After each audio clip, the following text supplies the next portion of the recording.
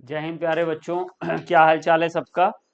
उम्मीद है आज का टेस्ट पेपर आपने अच्छे से किया होगा और टेस्ट पेपर भी आपको पसंद आया होगा। तो आज हम लोग डिस्कस करने जा रहे हैं नीट का टेस्ट पेपर नंबर 12। मैं संजीव भाटिया आपको फर्स्ट 25 क्वेश्चन डिस्कस कराने जा रहा हूं। और हमारे एसपी सिंह सर के इस मिशन के साथ कि अब पढ़ने का अधिकार सबको, डॉक्टर बनने का अधिकार सबको, हम लोग आज का पेपर डिस्कस करेंगे। और ये हमारा पेपर में क्वेश्चन नंबर फर्स्ट आप देख रहे हैं। इसमें हमारे पास एक एसरेशन और रीजन है। चेक करते हैं चलिए कि क्या करेक्ट है क्या रॉन्ग है। तो एसरेशन मुझे दिया गया है SN2 reaction is accompanied by the inversion of configuration. और ये बात तो सही हमें लग रही है क्योंकि आपको ये पता है, मान लीजिए हमारे पास ये एक एल्किल हैलाइड है, ये एक एल्किल हैलाइड है और इस पर मान लीजिए कि हम लोग ने OH माइनस का अटैक करना। OH माइनस न्यूक्लियोफाइल आएगा, इस पे अटैक करेगा। और अगर ये SN2 मैकेनिज्म को फॉलो कर रहा है तो आपको मालूम है कि ये बैक साइड से या रियर साइड से अटैक करेगा। तो जब बैक साइड से अटैक करेगा तो OH माइनस ग्रुप इस तरफ आ जाएगा और जो हमारा D है वो L में बदल जाएगा और जो L है वो D में बदल जाएगा। और इस प्रोसेस को हम लोग कहते हैं इन्वर्जन हो जाएगा। D प्लस जो हमारा आइसोमर है वो L माइनस में कन्वर्ट हो जाएगा। तो SN2 reaction is accompanied by inversion of configuration. Assertion सही है। SN2 reaction occurs in 2 step, ये बात गलत है। ये एक ही स्टेप में होता है, इसमें इंटरमीडिएट ट्रांजिशन स्टेट आती है। तो ये बात गलत है। अब देख लेते हैं एसरेशन किसमें सही है। एसरेशन फॉल्स, तो ये तो गलत हो गया। एसरेशन इज ट्रू सही हो गया और रीजन इज फॉल्स, यानी कि हम लोग इसमें सेकंड ऑप्शन के साथ जाएंगे। नेक्स्ट क्वेश्चन की तरफ चलते हैं। अब नेक्स्ट क्वेश्चन हमारा आ रहा है क्वेश्चन 52। ये भी एसरेशन और रीजन का क्वेश्चन है। एसरेशन है बच्चों, presence of nitro group at ortho para position increase the reactivity of haloarenes towards nucleophilic substitution reaction. जी हाँ, ये बात बिल्कुल सही है। देखिए ये हमारे पास मान लीजिए कि क्लोरोबेंजीन है और ये न्यूक्लियोफिलिक सब्स्टिट्यूशन रिएक्शन के लिए इनर्ट होता है। इसके बहुत सारे फैक्टर आपने पढ़ा, डबल बॉन्ड पार्शियल करेक्टर आ जाता है, बेंजीन रिंग के इलेक्ट्रॉन क्लाउड से रिपेल होता है। और अगर यहाँ पर NO2 ग्रुप है या यहाँ पर NO2 ग्रुप है ऑर्थो पोजीशन पे, या फिर पैरा पोजीशन पे NO2 ग्रुप है, इलेक्ट्रॉन विड्रॉइंग ग्रुप है, तो ये न्यूक्लियोफिलिक सब्स्टिट्यूशन रिएक्शन को आसान बनाता है और रिएक्टिविटी को बढ़ाता है। Nitro group being an electron withdrawing group decrease the electron density over the benzene ring. ये भी बात सही है। एसरेशन भी सही, रीजन भी सही और करेक्ट एक्सप्लेनेशन भी। तो both A and R are correct and R is the correct explanation of A। That means मेरा ऑप्शन नंबर 3 यहाँ पे सही होगा, क्योंकि ये जब इलेक्ट्रॉन विड्रॉइंग ग्रुप है तो इलेक्ट्रॉन विड्रॉइंग ग्रुप यहाँ पर जो बेंजीन का इलेक्ट्रॉन क्लाउड होता है उसको कम करते हैं, जिससे कि जो हमारा न्यूक्लियोफाइल अटैक करने आता है उस पर रिपल्शन कम हो जाएगा और अट्रैक्शन बढ़ जाएगा। नेक्स्ट क्वेश्चन की तरफ चलते हैं। तो अगला क्वेश्चन हमारा आ रहा है क्वेश्चन नंबर 53। क्वेश्चन नंबर 53 में स्टेटमेंट है। स्टेटमेंट क्या, रिएक्शन है, चलिए बना लेते हैं। हमारे पास क्लोरोबेंजीन है C6H5, क्लोरोबेंजीन हमारे पास C6H5Cl, और इसकी रिएक्शन हम लोग ने करा दी है। C6H5Cl की रिएक्शन हमने किससे करा दी, Mg से। तो जब हम लोग ने Mg से रिएक्शन कराई तो ये Mg यहाँ बीच में जगह बना लेगा, C6H5MgCl। और इसकी रिएक्शन हम लोग कराने जा रहे हैं किससे, एथेनॉल से। तो जब हम लोग एथेनॉल से रिएक्शन कराने जा रहे हैं, C2H5OH से रिएक्शन कराने जा रहे हैं। आपने ये बात पढ़ी होगी कि अगर कार्बन ट्रिपल बॉन्ड कार्बन के साथ या फिर ऑक्सीजन के साथ या फिर नाइट्रोजन के साथ, सल्फर के साथ, क्लोरीन के साथ, ब्रोमीन के साथ, आयोडीन के साथ, इनके साथ अगर H जुड़ा हुआ है तो ऐसा जो H होता है वो एक्टिव H होता है। ऐसा H को हम बच्चा क्या कहते हैं? Active H। ये एक्टिव हाइड्रोजन है। और अगर ये ग्रिग्नॉट रीजन जैसे बेस से रिएक्शन करता है, ग्रिग्नॉट रीजन एक स्ट्रॉन्ग बेस है, तो ये बेस है, ये एसिड है, तो इसमें से RH रिलीज हो जाता है, और RH रिलीज हो जाता है यानी मुझे एल्केन मिल जाता है। तो ये एल्केन का प्रिपरेशन में आपने पढ़ा होगा। तो वहां यहाँ पर देखिए वही बात हो गई है। अब फिलहाल यहाँ R नहीं है, AR है, एरेल ग्रुप है, कोई फर्क नहीं पड़ता है। इसका ये C2H5 यहाँ से इस H को कलेक्ट कर लेगा, क्योंकि यहाँ H O से जुड़ा हुआ है, और O से जुड़ा हुआ H ये रिएक्शन देता है। अगर यहाँ पर हम लोग एसिटिलीन लिख लेते तो भी ये रिएक्शन हो सकती थी। तो फाइनली मुझे यहाँ पे क्या मिल जाएगा? C6H6 मिल जाएगा।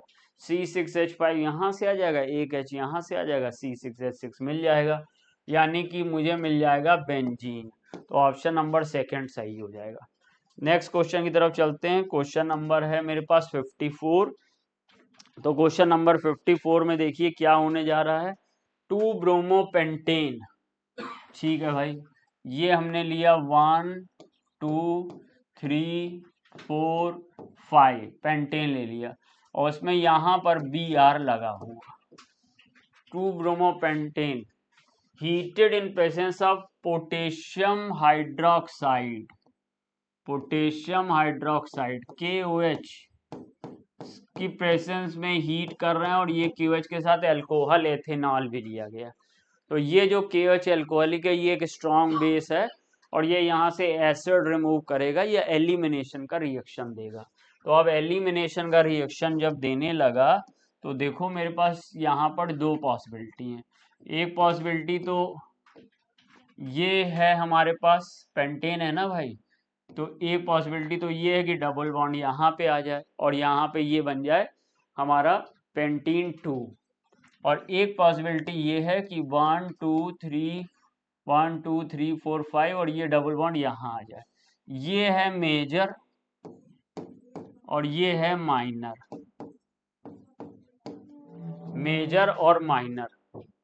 अब पेंटीन 2 तो हमारा बन गया, यहाँ पेंटीन है, ये हो नहीं सकता। पेंटीन 1 ये माइनर है, तो इसको हम कंसीडर नहीं करेंगे। पेंटीन 2 में ट्रांस और सिस दो की पॉसिबिलिटी दिखा रहा, तो बन तो दोनों सकते हैं, लेकिन अगर मुझको एक चाहिए तो हम मोस्ट स्टेबल की तरफ जाएंगे, और जो है ट्रांस पेंटीन 2, क्योंकि ट्रांस सिस से ज्यादा स्टेबल होता है, इसलिए इसका ऑप्शन थर्ड हो जाएगा। बॉइलिंग पॉइंट का इंक्रीजिंग ऑर्डर एनसीईआरटी का क्वेश्चन लिया हमने ये। तो देखिए सबसे पहले फॉर्मूला लिख लेते हैं। ब्रोमोमीथेन CH3Br है, ब्रोमोफॉर्म CHBr3 है, क्लोरोमीथेन CH3Cl है, और डाइब्रोमोमीथेन CH2Cl2 है। अब इनका बॉइलिंग पॉइंट कंपेयर करना, तो बॉइलिंग पॉइंट का जो पहला फैक्टर होता है कोवेलेंट कंपाउंड में, वो मॉलिक्यूलर वेट होता है। जिसका मॉलिक्यूलर वेट ज़्यादा होगा उसका बॉइलिंग पॉइंट उतना ज़्यादा होगा, और नंबर ऑफ हेलोजन अगर ज़्यादा है तो मॉलिक्यूलर वेट ऑब्वियस बात है ज़्यादा होगा। तो इसमें देखिए, और अगर नंबर ऑफ हेलोजन डिफरेंट है तो फ्लोरो से ज़्यादा मॉलिक्यूलर वेट क्लोरो का, क्लोरो से ज़्यादा मॉलिक्यूलर वेट ब्रोमो का होता है। उस अगर हिसाब से देखें तो यहाँ पर देखिए ए पहले ब्रोमो ब्रोमो आए, एक एक क्लोरो और एक ब्रोमो, तो सबसे पहले क्लोरो ब्रोमीन का सबसे कम,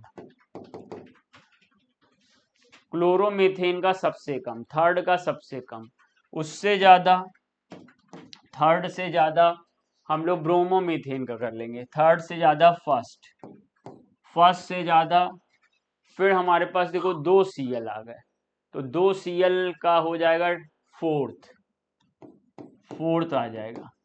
अब फिर यहाँ पर हमारे पास 3 Br आ गए, तो सेकंड का सबसे ज्यादा हो जाएगा। तो यहाँ पर इंक्रीजिंग ऑर्डर में थर्ड से ज्यादा फर्स्ट, फर्स्ट से ज्यादा फोर्थ, और फोर्थ से ज्यादा सेकंड, तो हमारा 55 का हो जाएगा ऑप्शन नंबर फर्स्ट, 55 का option number first. Next question की तरफ चलते हैं। Question number 56, which of the following alkyl halide will undergo SN2 reaction most easily. तो SN2 के लिए आप जानते हो कि अगर आपसे ये कहा जाए कि रेट ऑफ SN2 कैसे देखोगे, तो सबसे बड़ी बात होती है rate of SN2 inversely proportional होता है डिग्री ऑफ कार्बन के एल्किल हैलाइड में, कि प्राइमरी कार्बन है कि सेकेंडरी कार्बन है कि टर्सरी कार्बन है, और साथ में रेट ऑफ SN2 क्राउडिंग के भी इनवर्सली प्रोपोर्शनल होता है। जितनी क्राउडिंग कम होगी SN2 का रेट उतना ज़्यादा होगा। तो चलिए अब हम लोग चलते हैं, पहले तो डिग्री निकालते हैं। देखिए सर, यहाँ पर तो 1 डिग्री है, यहाँ पर हम लोग अगर देखें तो यहाँ पर 2 डिग्री है, यहाँ पर हमारा 3 डिग्री है, और यहाँ भी 1 डिग्री है। तो सबसे पहले हम लोग डिग्री के हिसाब से जाएं, तो जिसकी डिग्री सबसे कम है यानी कि 1 डिग्री, उसमें SN2 ज़्यादा होगा। तो मेरा निकल के आया ऑप्शन निकल के आया first, option first and fourth में से एक लेना। तो जब डिग्री से फैसला नहीं हो पाया तो क्राउडिंग से फैसला करना पड़ेगा। इसमें क्राउडिंग ज़्यादा, इसमें देखो बल्कि CH3 ग्रुप आ रहा है और इसमें क्राउडिंग है नहीं। तो जितना क्राउडिंग ज़्यादा होगी उतना मुश्किल होगा SN2। तो यहाँ पे 56 का सही ऑप्शन क्या होगा? First, option number first. 56 का ऑप्शन नंबर फर्स्ट, SN2 की रेट ऑप्शन नंबर फर्स्ट में सबसे ज़्यादा होगी। 56 का आंसर नंबर फर्स्ट हम लोग करेंगे। क्वेश्चन नंबर 57, ये एक रिएक्शन है। हम लोग ने यहाँ पर CH3 का क्लोरीन से रिएक्शन कराया है। अगर हम लोग ने क्लोरीन के साथ कोई लुईस एसिड लिया होता तो ये क्लोरीन ऑर्थो और पैरा पे अटैक करता और इलेक्ट्रोफिलिक सब्स्टिट्यूशन रिएक्शन आ जाती। लेकिन क्योंकि हमने यहाँ पर अल्ट्रा वायलेट रेस का यूज़ किया है, तो अल्ट्रा वायलेट रेस पे यूज़ करने की वजह से ये क्लोरीन CH3 पे अटैक करेगा और मुझे मिल जाएगा CH2Cl। CH2Cl मिल जाएगा। CH2Cl मीन्स मुझे मिल जाएगा यहाँ पर, ये तो हो नहीं सकता, ये हो नहीं सकता, नहीं A और B पूछा गया और A को पहले दिखाना है। ये CH2Cl हो सकता है, ये हो नहीं सकता, तो मेरा थर्ड ऑप्शन हो गया। कुछ और करने की जरूरत भी नहीं है। लेकिन अगर आगे रिएक्शन बनाना चाहते हो तो यहाँ पर हम लोग ने KOH लिया है और KOH लिया है हमने एक्वस। तो जब KOH एक्वस लिया तो भाई यहाँ पर सीधा सीधा सब्स्टिट्यूशन रिएक्शन हो जाएगी, NSR हो जाएगी और ये हम लोग यहाँ पर बना देंगे CH2OH। तो अगर ये देखना चाहते हो तो पूरी रिएक्शन हो जाएगी, नहीं तो सीधा सीधा थर्ड आ जाएगा। चलिए अब 57 के बाद क्वेश्चन नंबर 58 की तरफ चलते हैं। अच्छा भाई, 3 फिगर दिए हुए हैं और NSR की स्पीड को डिक्रीजिंग ऑर्डर में लगाना। तो in chlorobenzene rate of NSR in chlorobenzene rate of NSR inversely proportional होती है या आप कह सकते हो डायरेक्टली प्रोपोर्शनल होती है -R इफेक्ट के। जितना ज़्यादा -R इफेक्ट होगा उतना रेट ऑफ NSR ज़्यादा होगी क्लोरोबेंजीन में स्पेशली। तो चलिए सर, यहाँ पर हम लोग देखते हैं। यहाँ पर देखिए ये -R लगा रहा है, -M भी कह सकते हो, ये -R लगा रहा है, 2 -R है, इसमें एक -R है और इसमें एक भी -R नहीं है। तो सबसे ज़्यादा हो जाएगा C, सबसे ज़्यादा हो जाएगा C, उससे कम हो जाएगा B, उससे कम हो जाएगा A, CBA, यानी कि ऑप्शन नंबर थर्ड हो जाएगा। 58 का option number third. Next question है 59। अच्छा, रिएक्शन बेस्ड है, तो चलिए करते हैं। ये सोडियम ईथर और क्लोरोबेंजीन और मेथिल क्लोराइड की रिएक्शन करा दी। याद आ रहा होगा ये कौन सी रिएक्शन है? Wurtz Fittig reaction. तो वुड्स फिटिग रिएक्शन सबसे पहले कराएंगे। वुड्स फिटिग रिएक्शन सबसे पहले कराएंगे।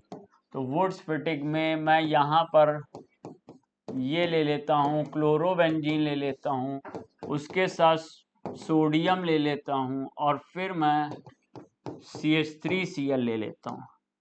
इसमें बच्चों 2NaCl रिलीज हो जाएगा ड्राई ईथर की प्रेजेंस में और मुझे ये मिल जाएगा, ये मीन्स मुझे मिल जाएगा टॉलीन, मेथिल बेंजीन। अब इसकी मैंने क्लोरीन के साथ रिएक्शन करा दी। जैसे अभी थोड़ी देर पहले बताया था, क्लोरीन के साथ अगर HNU लोगे टॉलीन में तो फिर CH3 ग्रुप पे अटैक करेगा। लेकिन अगर क्लोरीन के साथ कोई लुईस एसिड ले लिया, जैसे कि AlCl3 ले लिया एनहाइड्रस, तो ये chlorine ortho and para position पे अटैक करेगा। ये यहाँ पर ऑर्थो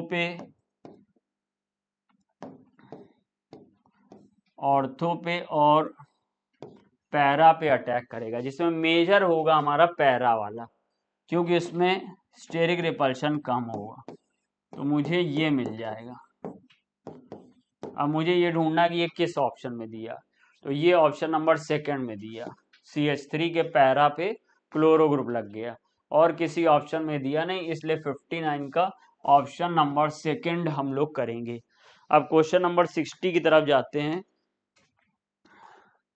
ये देखिए, ये भी वुड्स फिटिग रिएक्शन है। अभी इसके पहले मैंने आपको नाम बता दिया। जब एक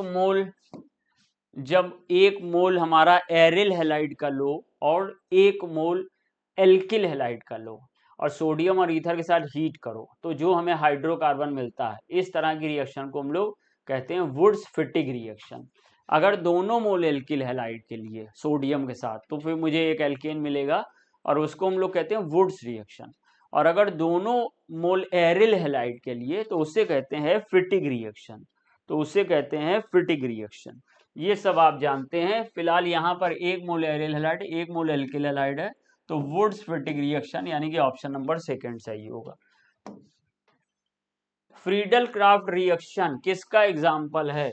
इलेक्ट्रोफिलिक सब्स्टिट्यूशन रिएक्शन का एग्जाम्पल है। Friedel craft reaction electrophilic substitution reaction का एग्जाम्पल है। इस तरह से 61 का मेरा सेकंड सही हो जाएगा। Best method of conversion of alcohol to alkyl chloride, ये मुझे best method of conversion of alcohol और बनाना है alkyl chloride RCl is by treating the alcohol को किससे ट्रीट करें? PCl5 से करेंगे तो भी आपको एल्किल हैलाइड मिलेगा, PCl3 से करेंगे तो भी एल्किल हैलाइड मिलेगा, ड्राई HCl ZnCl2 से तो भी एल्किल हैलाइड मिलेगा, और SOCl2 पिरिडीन तो भी एल्किल हैलाइड मिलेगा। लेकिन अगर आपने SOCl2 ले लिया तो आपका ये SO इस O के साथ बना देगा SO2 गैस और उड़ जाएगा, और ये H इस Cl के साथ बना देगा HCl गैस और उड़ जाएगा और बन जाएगा RCl, और ये दोनों यानी SO2 और HCl तो इवापोरेट हो जाएंगे, उड़ जाएंगे, तो प्योर रह जाएगा RCl। इस मेथड को डार्जेन मेथड कहते हैं। तो ये बेस्ट मेथड है for preparation of alkyl halide in their pure form. तो 62 का सेकंड ऑप्शन सही हो गया। अब हम लोग बात करेंगे क्वेश्चन नंबर 63 की। Number of structural isomer of C5H11Br, चलिए बना लेते हैं। सबसे पहले आप C5H11 बना लीजिए। 1 2 3 4 5। एक तो देखो 5 कार्बन का ऐसे चेन आ जाएगी, फिर 1 2 3 4 5 एक चेन ऐसे आ जाएगी, एक स्केलेटन मीन्स ऐसे बन जाएगा। 1 2 3 4 और 5 एक स्केलेटन ऐसे बन जाएगा। 3 ये स्केलेटन है।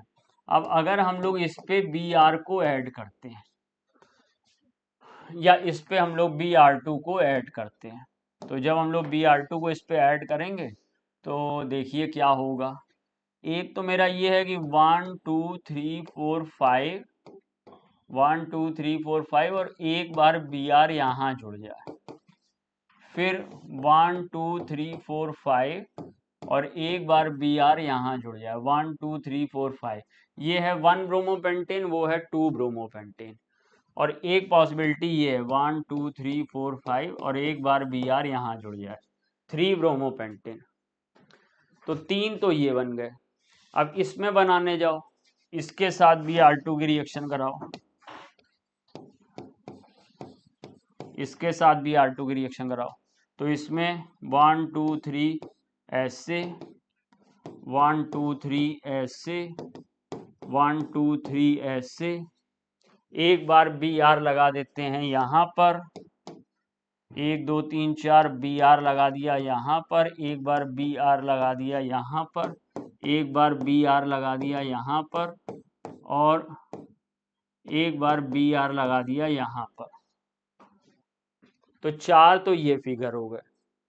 और इसमें अगर हम लोग ने Br2 की रिएक्शन कराई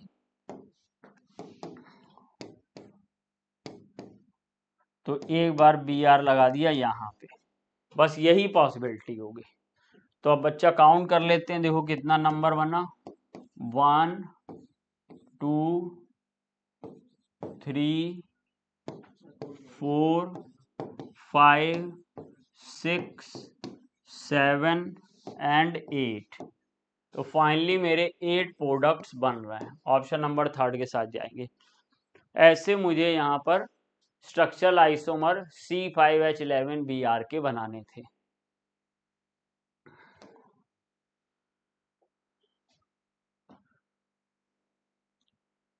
next question, question number 64, which of the following will have maximum dipole moment. तो मैक्सिमम डायपोल मोमेंट CH3Cl का होगा। ये एक्सेप्शनल केस आपने पढ़ा होगा कि CH3Cl का डायपोल मोमेंट अन्य हैलाइड की तुलना में सबसे ज्यादा होता है। ये इसका ऑर्डर होता है, CH3Cl, उससे कम CH3F, उससे कम CH3Br, उससे कम CH3I। तो 64 का 4th ऑप्शन करेक्ट हो जाएगा। 65 पे चलते हैं। एक स्टेटमेंट है, चलिए पढ़ लेते हैं बच्चों और देखते हैं कि कितना सही कितना गलत है।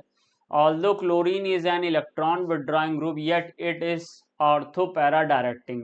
जी हाँ, क्लोरीन इलेक्ट्रॉन विड्रॉइंग है, डीएक्टिवेटर ऑफ बेंजीन रिंग है। क्यों है? क्योंकि वो माइनस आई इफेक्ट उसका डीएक्टिवेशन में काम करता है, या रिएक्टिविटी को कंट्रोल करता है माइनस आई इफेक्ट। और ऑर्थो पैरा डायरेक्टिंग क्यों है? क्योंकि क्लोरीन के पास लोन पेयर ऑफ इलेक्ट्रॉन है और ये प्लस आर इफेक्ट दिखाता है। तो जो ओरिएंटेशन है वो रेजोनेंस से इफेक्ट करता है, कंट्रोल होता है, और जो रिएक्टिविटी है वो इंडक्टिव इफेक्ट से कंट्रोल होती है। तो वो ये कह रहा है बिकॉज बताइए। तो reactivity is controlled by inductive effect and orientation is controlled by resonance. NCERT की लाइन है ये, इसलिए हमारा 3rd ऑप्शन यहाँ पे सही होगा। 65 का 3rd। एक रिएक्शन है जिसके लिए हमें रेट इक्वेशन लिखनी है, चलिए लिख लेते हैं। -1/2, क्योंकि ये वाला 2 नीचे आ जाएगा, dA/dt बराबर हो जाएगा -1/3, ये 3 नीचे आ जाएगा, dB/dt। और अब ये 3/2 डाल दिया, थोड़ा इसमें सावधानी रखनी पड़ेगी। 3/2 डाल दिया तो देखो सबसे पहले हम लोग ऐसा करें कि ये यहाँ पर ये सेपरेटिंग लाइन खींचे न्यूमरेटर एंड डिनोमिनेटर की, और ये जो 3 है उसको नीचे कर दें। इक्वल टू पहले लगा लो भाई, इक्वल टू प्लस 3 नीचे ले आए, और ये 2 मतलब ये आएगा तो 3/2 ऐसे, और ऊपर होना चाहिए था 1, लेकिन मैं इसको सॉल्व कर लेता हूँ। यहाँ से 1 हटा देता हूँ, यहाँ से 2 हटा देता हूँ, और ये ऊपर चला जाएगा 2, न्यूमरेटर साइड में 2 चला जाएगा और डिनोमिनेटर में 3 रहेगा, और बन जाएगा dC/dt। अब कई बच्चे हो सकता है कि जल्दबाजी में इसको 3/2 ही समझ लें और गलती हो जाए। तो ये रिलेशन है, अब मैं इक्वेशन ढूंढूंगा जिसमें सबसे पहले हाफ da/dt दिया हो। यहाँ देखा हाफ है नहीं, हाफ है नहीं, हाफ है नहीं, हाफ है नहीं, हाफ है ही नहीं कहीं। तो हाफ है नहीं तो मुझे थोड़ा चेंज करना पड़ेगा। और वो चेंज क्या करना पड़ेगा कि मैं इस पूरी रिएक्शन को 2 से मल्टीप्लाई कर दूं। Above reaction on multiply by 2। तो 2 से मल्टीप्लाई कर दिया तो बाबू देखो क्या हो जाएगा, ये यहाँ पर 2 आएगा तो 2 से 2 कैंसिल हो जाएगा, तो माइनस ये आ जाएगा da/dt। जैसा हम चाह रहे थे वैसा ही हो गया, da/dt आ गया। और ये 2 मल्टीप्लाई हो गए -2/3 dB/dt आ जाएगा।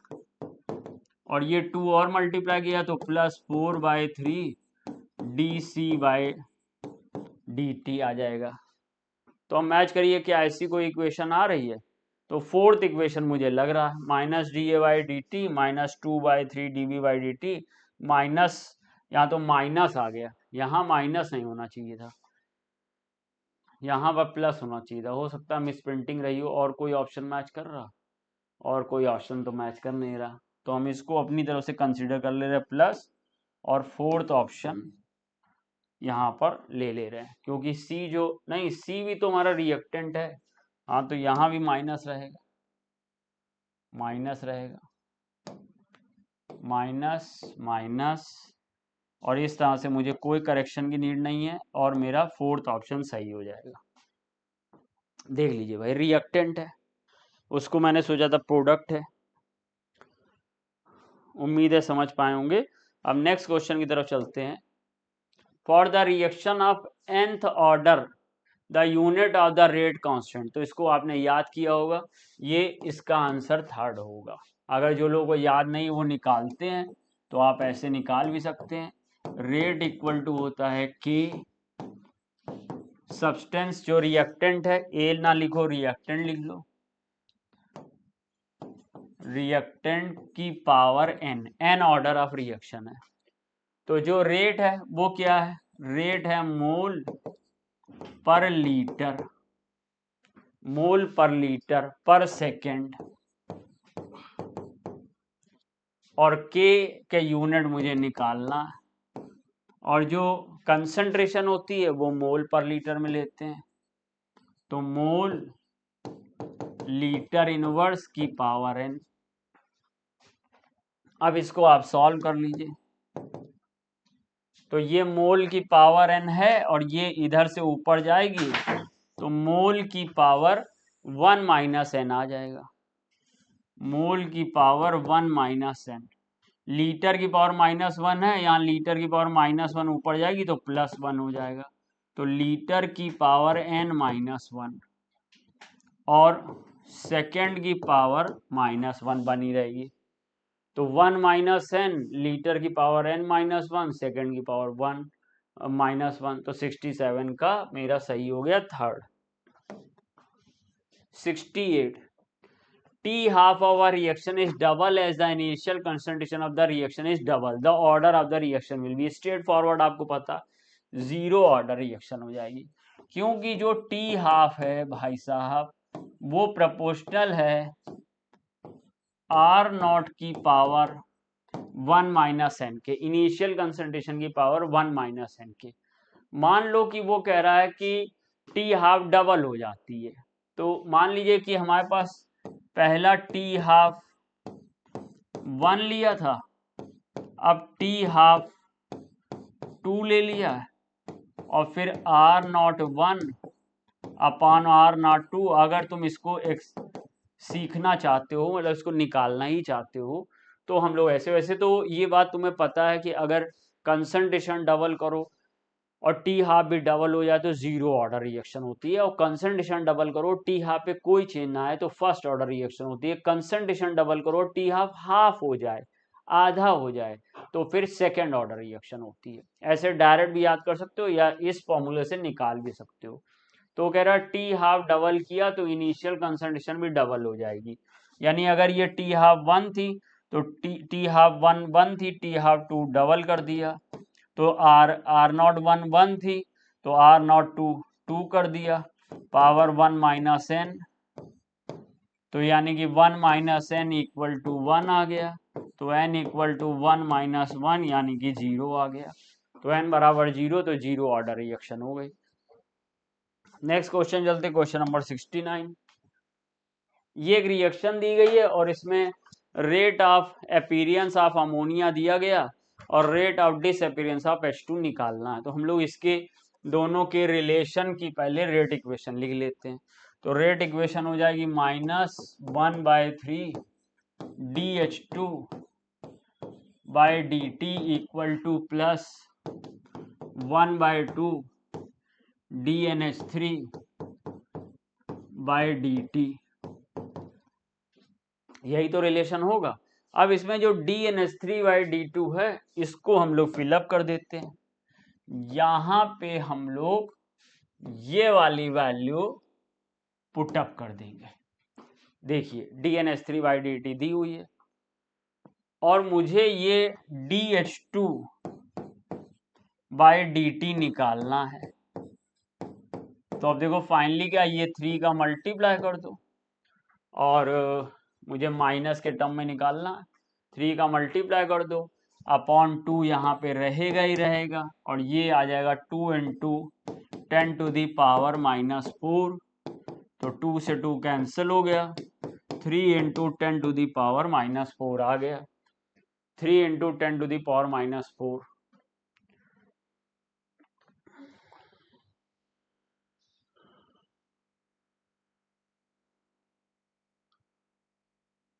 कौन सा ऑप्शन मैच करेगा? फोर्थ वाला। क्वेश्चन नंबर 70 देखिए, क्वेश्चन नंबर 17 में T half for a 0 order reaction, ठीक है, 0 order reaction at the initial concentration of 6 × 10⁻⁻3, ठीक है, आर नॉट दिया गया है 6 × 10⁻⁻3 और टी हाफ दिया गया है 1 मिनट, 1 मिनट दिया गया और रेट कांस्टेंट मांगा गया है, के मांगा गया है और वो भी किसमें, पर सेकंड में मांगा गया। तो मुझे 1 मिनट को 60 सेकंड में तब्दील कर लेना चाहिए। ये यहाँ पर ट्विस्टिंग स्टेप है, के पता करना।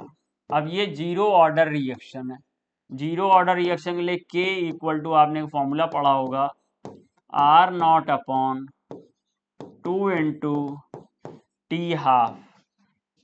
अब बच्चा वैल्यू पुटअप करना है आपको।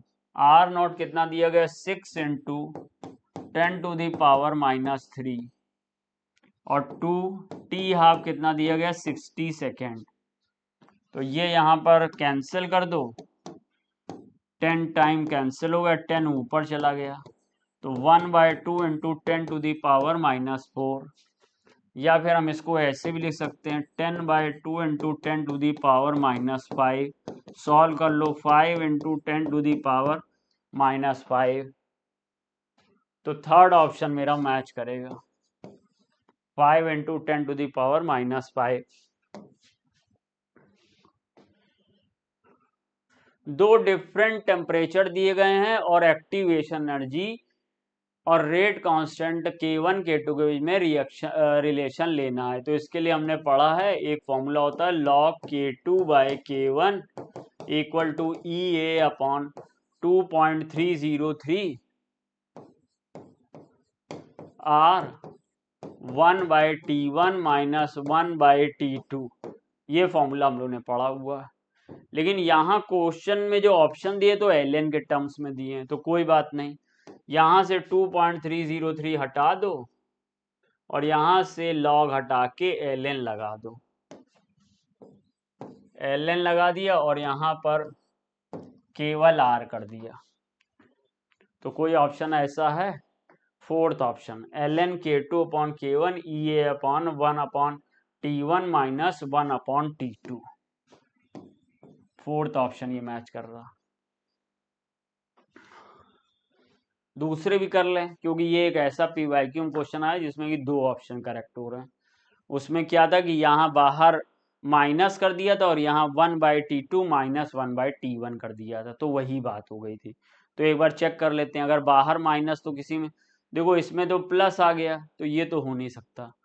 अब इसमें माइनस आ गया और अंदर फिर से प्लस आ गया, तो अगर हम इसको मल्टीप्लाई करें, तो माइनस को अगर मल्टीप्लाई कर देंगे तो यहाँ भी माइनस आ जाएगा, यहाँ भी माइनस, दोनों माइनस हो जाएंगे, नहीं हो सकता।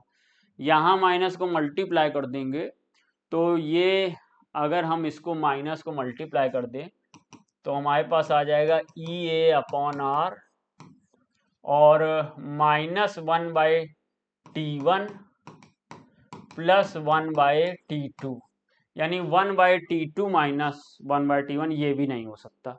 इसलिए फोर्थ ऑप्शन मोस्ट करेक्ट है, बाकी कोई ऑप्शन मैच नहीं कर रहा। Question number 72, half life period of first order reaction दी गई है। टी हाफ लाइफ दिया है 1386 सेकेंड फर्स्ट ऑर्डर रिएक्शन के लिए, और स्पेसिफिक रेट कांस्टेंट यानी के निकालना है। आप लोग को ये बहुत आसान क्वेश्चन मिला है, सब बच्चे जानते हैं। K equal to 0.6932 upon T half होगा, तो 0.6932 अपॉन 1386 होगा। अब डिवाइड कर लेते हैं फटाफट, जिससे पता चल जाएगा क्या होना चाहिए। कैलकुलेटर की मदद से मैंने डिवाइड किया है, 0.6932 डिवाइडेड बाय 1386, तो ये आ गया मेरे पास 5 × 10⁻⁻⁴, 5 × 10⁻⁻⁴। कोई ऑप्शन इसमें है? इसमें 5 × 10⁻³ है, 4 नहीं है। ये 0.5 × 10⁻³ है, तो इसको कर सकते हो 0.5 × 10⁻⁻3। तो ये सेकंड ऑप्शन मेरे हिसाब से हो जाना चाहिए। हालांकि जो वैल्यू 5 × 10⁻⁴ मिलना चाहिए, लेकिन वो मिल नहीं रही है, यहाँ 5 × 10⁻³ मिल रही है, तो सेकंड ऑप्शन के साथ जाएंगे। नेक्स्ट क्वेश्चन की तरफ चलते हैं। क्वेश्चन नंबर 73 कह रहा है ये एक रिएक्शन है AAXP। ए का इनिशियल कंसंट्रेशन 2.2 मिलीमोल्स लिया है, the rate was found to be 2.4 millimole per second. ठीक है, रेट दिया हुआ है और मुझे दिया गया है इनिशियल कंसंट्रेशन, या कोई भी कंसंट्रेशन दी गई, तो मैंने फॉर्मूला लगाया रेट इक्वल टू के, और मुझे निकालना क्या है, ऑर्डर। ठीक है, तो रेट इक्वल टू के आर ऑर्डर एन। अब हम लोग को उसने ए दिया 2.2 और रेट दिया हुआ है 2.4, तो 2.4 के 2.2 और एन। फिर आगे कह रहा on reducing concentration of A to half. अच्छा, ए की कंसंट्रेशन आधी कर दी, चलिए सर आधी कर दी, 1.1 कर दी, 2.2 का आधी 1.1, या फिर अगर चाहो तो ऐसा भी कर सकते हो 2.2/2, हाफ कर दिया। Rate change to 0.6 millimole per second, तो ये 0.6 हो गया। अब मुझे ऑर्डर निकालना, तो ये इक्वेशन नंबर 1 है, ये इक्वेशन नंबर 2 है, डिवाइड कर दीजिए। इक्वेशन नंबर 1 को के से के कैंसिल कर दीजिए, 6 का 24 में 0.6 का 4 टाइम्स चला जाएगा, 2.2 से कैंसिल होगा, ये 2/1 की पावर n आ जाएगा। तो इसको हम 4 को ऐसे लिख लेंगे 2 की पावर 2, और यहाँ पर आ जाएगा 2 की पावर n, तो n बराबर 2, यानी कि सेकेंड ऑर्डर रिएक्शन होगा। n बराबर 2 आ जाएगा, second order reaction, option number second सही होगा।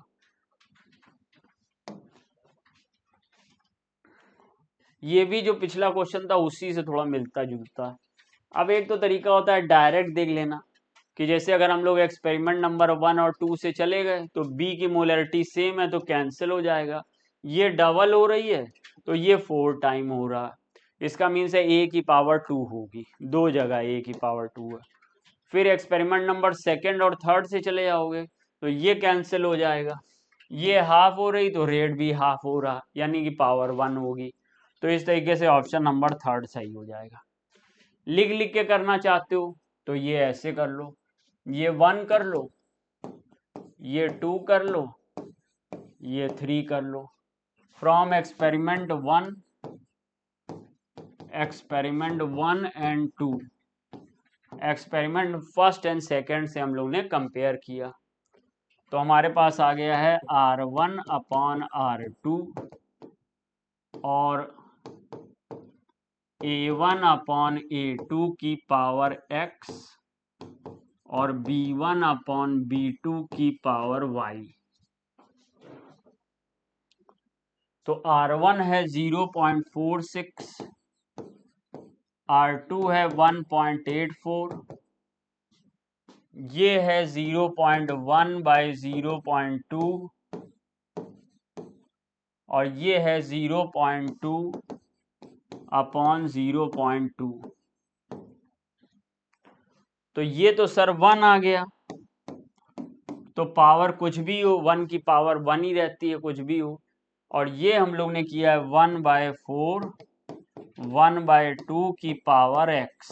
1/4 को हम ऐसे लिख लेंगे 1/2 की पावर 2 1/2 की पावर x, तो x बराबर 2। और ऐसे ही एक्सपेरिमेंट नंबर 2 और 3 कर लो तो फिर उसमें a कैंसिल हो जाएगा और b निकल आएगा और b की पावर 1 निकल आएगी, तो ऑप्शन नंबर 3 हो जाएगा। ये देखिए, इस क्वेश्चन की आपने बहुत प्रैक्टिस की होगी, मैकेनिज्म बेस्ड क्वेश्चन की, तो इसको यहाँ पर देख लीजिएगा। मान लो हमारी रिएक्शन चल रही है A2 प्लस B2 2AB और मुझसे कह रहा है कि ओवरऑल ऑर्डर बताइए, तो आप इसका रेट एक्सप्रेशन लिखिए सबसे पहले। तो रेट एक्सप्रेशन में लिखा रेट इक्वल टू के, रेट इक्वल टू के और A2 की पावर मान लीजिए हमारे पास, अभी हमने A2 की पावर x और B2 की पावर y, हमें ये पावर पता चल जाए तो हमें ऑर्डर ऑफ रिएक्शन पता चल जाएगी। तो जब मुझे रेट एक्सप्रेशन में कुछ नहीं बताता है तो मैं स्लोएस्ट स्टेप से रेट एक्सप्रेशन बनाता हूं, तो ये स्लोएस्ट स्टेप है। तो इससे हमने रेट बनाया, तो रेट इक्वल टू के और यहां पे आ रहा है a और यहां पे आ रहा है B2 की पावर 1, क्योंकि स्लोएस्ट स्टेप में जो स्टाइक्योमेट्रिक नंबर होता है वही पावर होती है। वैसे नॉर्मल रिएक्शन में जो स्टाइक्योमेट्रिक नंबर है वो पावर हो भी सकती है, नहीं भी हो सकती है, एक्सपोनेंट हो भी सकता है, नहीं भी हो सकता। बट अगर मैकेनिज्म दी हुई तो स्लोएस्ट स्टेप में जो रिएक्टेंट का स्टाइक्योमेट्री है, जो बैलेंसिंग नंबर है वही पावर होगी। बट हमारे लिए समस्या ये है कि हमको जो मेन रिएक्शन है उसमें A2 और B2 को लाना, A को नहीं लाना। तो A को मुझे डिस्प्लेस करना पड़ेगा, किससे? A2 से। तो मैंने ढूंढा A2 कहाँ है भाई, तो A2 फर्स्ट रिएक्शन में है और फर्स्ट रिएक्शन में रिवर्सिबल का साइन भी लगा, तो हमने फर्स्ट रिएक्शन के लिए इक्विलिब्रियम की रिएक्शन लिखी, के इक्विलिब्रियम इक्वल टू हो जाएगा A का एक्टिव मास, आप चाहते तो A की पावर 2 भी डायरेक्ट लिख सकते थे, समझाने के लिए मैंने 2 बार A लिख दिया, और A2 का एक्टिव मास। तो इसको मैं ऐसे कर सकता हूं, A की पावर 2 के इक्विलिब्रियम A2 की पावर 1।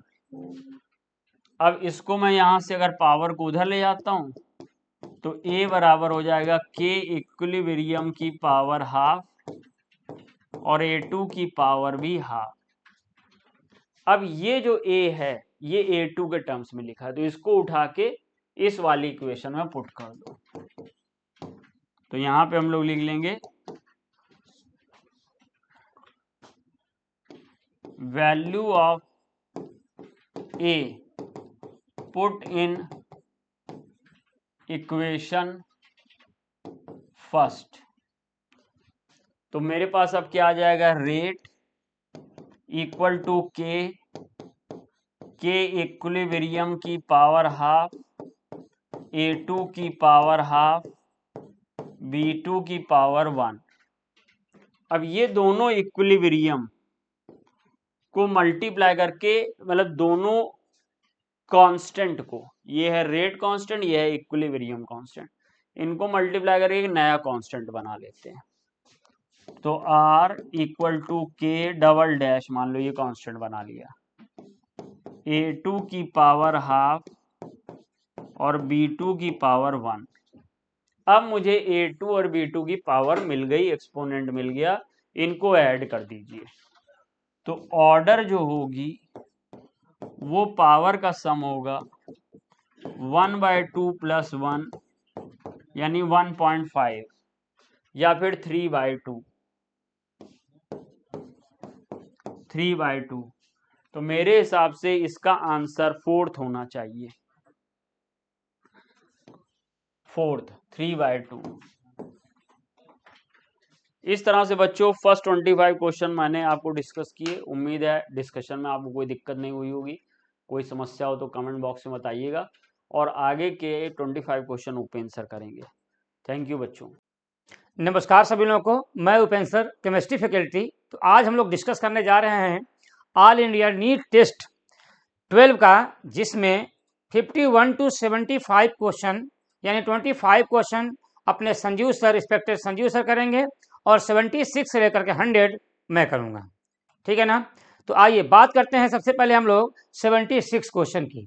तो 76 क्वेश्चन करने से पहले हम लोग जान लेते हैं कि देखिए पेपर का जो पैटर्न है पूरा एनसीईआरटी बेस्ड है। सभी जो क्वेश्चंस हैं आपके एनसीईआरटी बेस्ड हैं। कोई भी ऐसा क्वेश्चन नहीं है जो एनसीईआरटी के बाहर से हो। तो अगर आप अच्छे स्कोर और अच्छे क्या बोलते हैं मार्क्स आप लाना चाहें तो पूरी एनसीईआरटी पढ़ते रहिए आप लोग। हर क्वेश्चन एनसीईआरटी से आपको मिल जाएंगे। ठीक है ना। तो बात करते हैं हम लोग हैं 76 क्वेश्चन की। देखिए क्या लिखा हुआ है, the rate of the reaction 2NO + Cl2 gives 2NOCl is given by the rate equation। rate is equal to K, देखो यहाँ पे लिखा हुआ है rate is equal to K, यहाँ पे NO का स्क्वायर और क्या लिखा आपका CO2, मतलब NO के कंसेंट्रेशन का स्क्वायर और Cl2 के कंसेंट्रेशन का square. The value of rate constant can be increased by increasing in temperature, increasing the concentration of NO, increasing the concentration of Cl2 and doing all of this। तो आप जानते हैं कि अब ऐसे बोले हम लोग रेट कांस्टेंट की बात करते हैं। तो रेट कांस्टेंट क्या होता है, independent of the initial concentration of reactant. तो हम ऐसे लिखें, rate constant is rate constant is independent